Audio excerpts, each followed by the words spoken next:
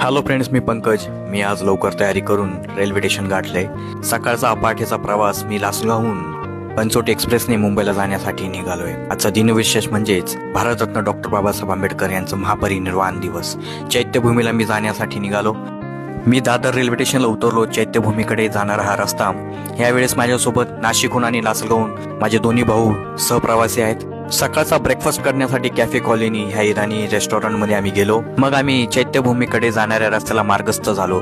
भली मोठी अशी रांग आम्ही तिच्यामध्ये सामील झालो आणि बाबासाहेबांना अभिवादन करण्यासाठी असं वाट पाहत बसलो कधी आतमध्ये जायला भेटतं. अखेर शेवटी 4 तासानंतर आम्ही आतमध्ये गेलो आणि चैत्यभूमीकडील असलेल्या स्मारकाच्या आतमध्ये गेलो. आतमध्ये गेल्यावरती तथागत भगवान बुद्ध आणि बाबासाहेबांची अशी सुंदर अशी मला मूर्ती पाहायला मिळाली आणि बाबासाहेबांना अभिवादन करत मी बाहेर आलो. वाचण्यासाठी काही पुस्तके घेतली. मित्रांनो, आजचा हा दिनविशेष प्रवास कायम लक्षात राहील. Take care. Bye bye. जय भीम.